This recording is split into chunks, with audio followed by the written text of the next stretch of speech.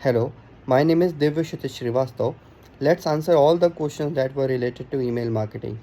So the first question is, what do you think makes a great subject line?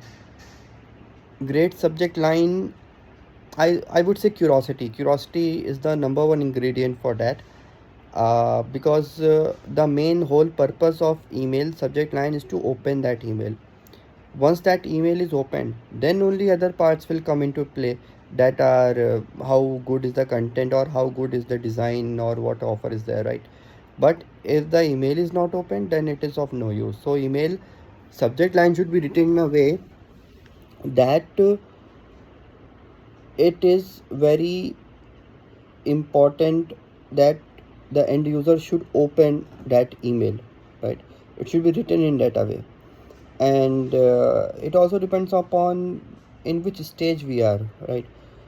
Let's say user was there and sign up and already happened and card abandonment, let's say. So there can be one subject generic email line like your cart, uh, this product is in your cart, right?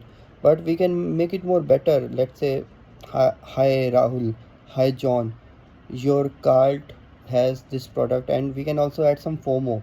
So see, if we are inserting name, that is personalization, and then the cart item and some FOMO, it can be irresistible, right? So we need to think of creative ways, hooks, everything by which a subject line can become great. Now coming to the second question.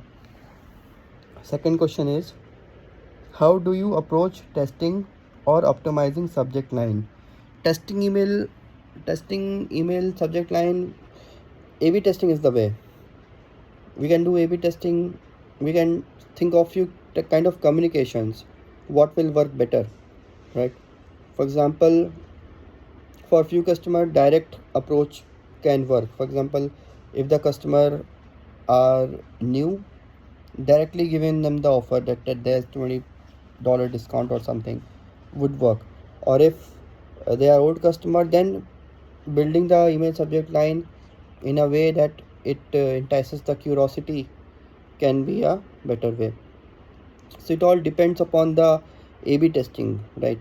And we can test different kinds of communication that we are sending. We can test different time of communication that we are sending. That is also very important, right? And frequency. This is how we can know which email subject lines are working better. Now coming to the third question. If you were managing a CBD pet brand launching a new product, what would your email strategy look like? Since it is a new product, CBD pet brand new product, it's a new product, that means people don't know about it, right? So awareness, we can start with the awareness part, and then we can go to other parts of funnel. But before awareness also, because it is a new launch and it's not launched yet, we can build hype through emails, right? Maybe there's a web page in which there's a email subscribe list. We can grab email IDs from there and send them updates about the product, right? We can maybe we can send an AMP emailer with timer on it, right? That on 4th of July this product will get launched, something like that. And once the product is launched, post launch, then we can send emails related to knowledge of it, educational emails, right? And then we can also think of other good segments that are performing, and we can cross sell them this product, right? So this is how we can manage the launching part for the new product. And of course testimonials works great.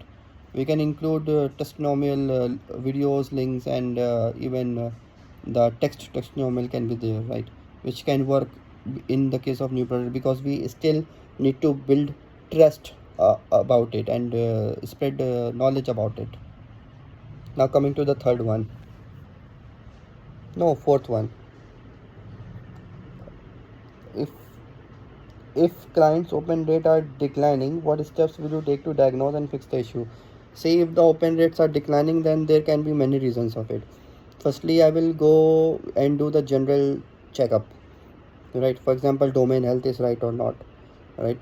And everything is set up is right or not.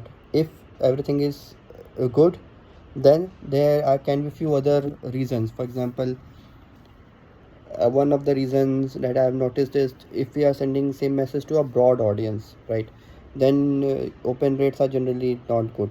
If we are audience is segmented in a better way, granular segment, then email opens are better, right?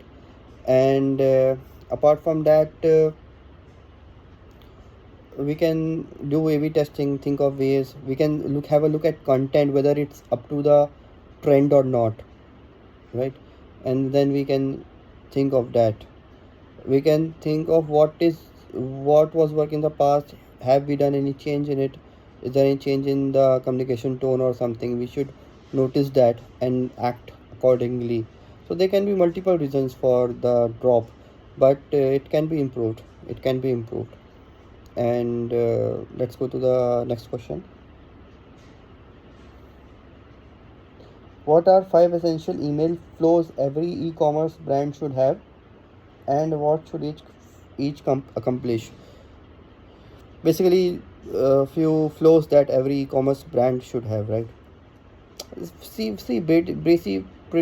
Pretty basic flows like welcome journey. If the customer is there, then what will be the sequence of uh, emails that should be sent to them once the sign up is done, right? And the second would be, I would say, feedback journey is very important. If the customer has bought some product, and feedback, and it can be also AMP email or NPS we can do, right?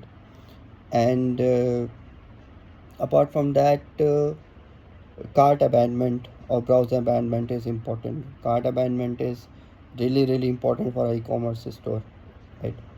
And post purchase journey can be there, and cross sell journey can be there. Cross sell journey is also really important, or upsell journey. And apart from that, few minor can be there, but that are not important. For example, let's say birthday automation.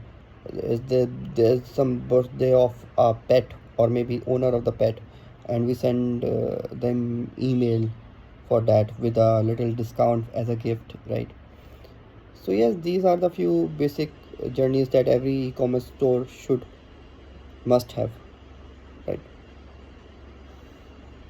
Yes, I think these are the 5 questions that were there. I hope I answered them correctly. And if there's any question, please tell me.